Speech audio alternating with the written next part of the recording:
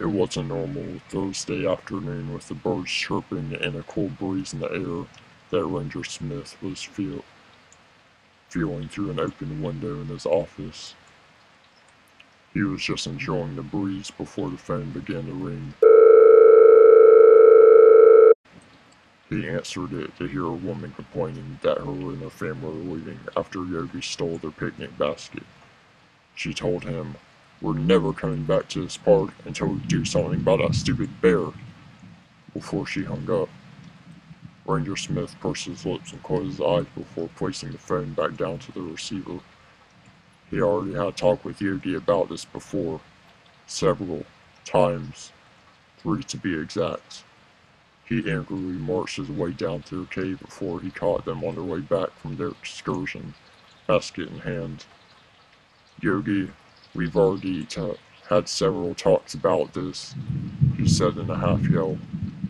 "Sorry, Mr. Ranger, sir, but our basket looks so tasty." "No, Yogi, you don't just keep stealing baskets 'cause you want to." "Okay, okay, I will never steal another picnic basket again. Promise? Promise." "Okay, I believe you," Ranger Smith said before he began to start the other way. As he started to turn around, he glanced at the basket. "Yeah, got anything good in there?" he asked while approaching Yogi to look in the basket. It contained a blueberry pie, 4 ham sandwiches, 4 chip bags, and 4 bottles of lemonade. "Well, you weren't kidding. This is a pretty delectable basket." "Yeah, the pie really sold it for me." Ranger Smith thought for a moment and asked, "Y'all want to come back to my office so we can share this?" "Alright," exclaimed Yogi Boo-Boo, while Yogi just nodded his head in agreement. They shared the food before Ranger Smith brought out a knife to cut the pie into 8s. Of course, Yogi ended up eating half, while Boo-Boo had 3 slices and Ranger Smith only had 1. After they finished their meal, Ranger Smith commented on how even though it was wrong for Yogi to steal this basket, he wasn't mad he did, as long as he didn't do it again. Yogi and Boo-Boo made their way to the door, tipping their hats off to the Ranger before leaving. 2 weeks had passed without any incident, and the Ranger thought that Yogi's shenanigans were over, until one day he got a visit from the city governor who'd come down to enjoy a day at the park. The governor told him he witnessed multiple people leaving a particular trail that had a vending machine at the start, so people could have a refreshment during the long walk. A lot of regular comers left because the machine they relied on for their drinks was now gone. The governor asked him if he thought Yogi had anything to do with it. The ranger told him he would go ask them about it, and the governor decided to tag along. As they approached the cave, the ranger entered to see the vending machine to the left against the wall. He was furious. "Yogi!" he yelled as the bear who lay asleep on his bed shot up in alarm. Yes, Mr. Ranger, sir," he said while getting up. "You stole the vending machine?" No, Mr. Ranger, sir. I was simply trying to repair it. The Sprite button doesn't work." "Yogi, we don't fill with Sprite. Nobody likes that." "Anyways, don't lie to me, Yogi. You obviously just stole it to get drinks, which cost us money," chimed in the governor. "Yeah, Yogi, you can't keep doing these things." "Yes, Mr. Ranger, sir. I'll go return it." "Thank you." Yogi grabbed one end while Booby grabbed the other, and they left to put it back at the trail. The ranger and the governor walked back to the office, and the governor told Smith that if Yogi kept causing problems, he'd have to find a way to get rid of him. Smith understood and told him he doesn't think there will be any more problems. "Good," he said. The governor left, and the ranger just went back into his office, disappointed in Yogi. The ranger hoped that Yogi wouldn't do any more bad deeds. About a week later, Ranger Smith was cleaning his house. He started to remove all the objects from the top of his fireplace so he could dust it off. He was about to grab the 7 rings he had up there when he noticed something. The most important ring was missing. The silver ring with a purple emerald, the one his grandmother gifted him before she died, was now gone. He was worried that it had fallen or he misplaced it or something, even though he never moves it. He looked around the floor to see if it had fallen anywhere before it clicked. That darn bear did not take my ring, he thought to himself before leaving to confront Yogi. As he made his way down to the cave, he saw Yogi and Boo sitting on the couch reading books. They put the book down and looked up at him and saw he was clearly frustrated. They began to get nervous as Yogi asked, Sir, what's wrong? Yogi, do you happen to know anything about my ring going missing? No, of course not, Mr. Ranger, sir. Are you sure about that? Yes, I did not take any ring.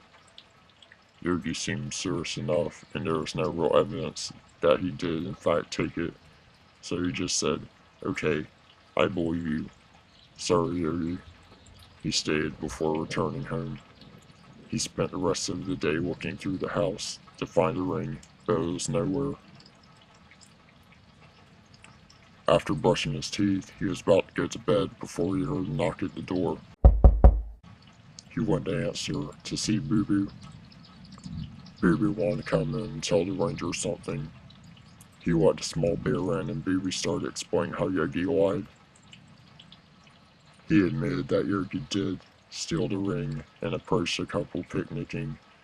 Yogi convinced the couple to trade their picnic basket for the ring. Boo Boo told Smith, I'm so sorry I didn't say anything. Yogi told me to keep my mouth shut. The ranger was furious, but he kept composed as he told Boo Boo he wasn't mad at him and told him to go back. Boo Boo thanked him before leaving. The ranger spiraled into a storm of fury that brewed inside his mind.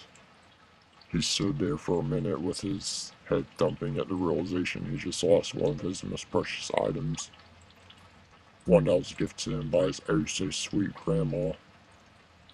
Something snapped in him. He knew it had to be done.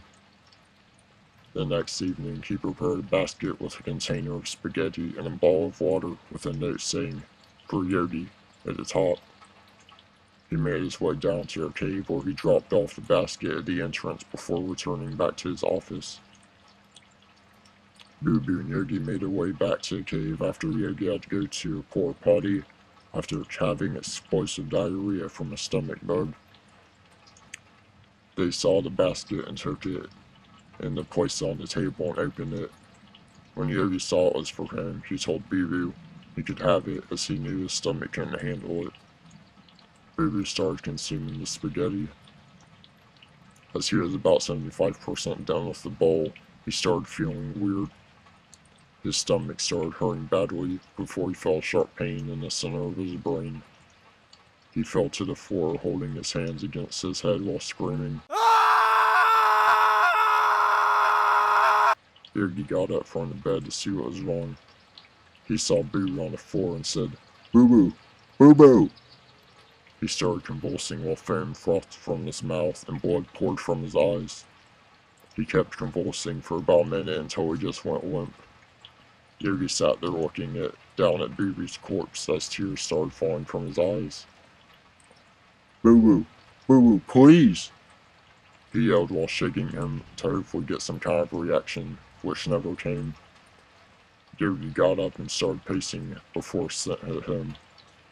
He sniffed the air to catch the direction of this particular scent. It came from the spaghetti.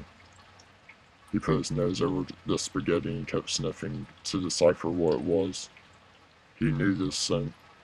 He kept trying to remember what it was until it hit him. Rat poison. The same rat poison the ranger mixed in peanut butter that he left in small bowls in the corner of the office one particular winter years ago. They didn't realize the ranger had sprinkled the poison over the Parmesan cheese, so it'd be unnoticeable. However, it must have never occurred to the ranger that bears have a much keener sense of smell and can pick up on things humans can't. After Yogi realized this, he went mad with fury. He just lost his best friend, the only person he could fully be himself with, that was by his side his whole life, and because that ranger tried to poison him, he had to avenge Buru. He made his way up to the ranger's house where he saw the ranger sitting on his couch reading a book through one of the big open windows. The ranger saw Yogi out of his peripheral vision and looked out. The ranger was stunned to see that Yogi was not only alive, but was angrier than a wampus cat in a rainstorm. Yogi ran up to the door to find it was locked. He started ramming against it. The ranger panicked as he ran to the phone to call the police. The operator picked up and the ranger was only able to yell, "Please help me!" before Yogi brought the door down. The ranger dropped the phone and tried to run, but he was too slow. Yogi pinned him to the floor and roared while looking the ranger directly in the eyes. Yogi then clawed at his face, completely blinding him as his 2-inch claws went down his face on both sides. The ranger was screaming in complete agony before Yogi bit into his neck, ripping out his entire throat. A giant pool of blood started to spread around the whole area. The operator heard all of it from the landline phone that was left dangling from the receiver on the wall. She was able to track down his location and send police.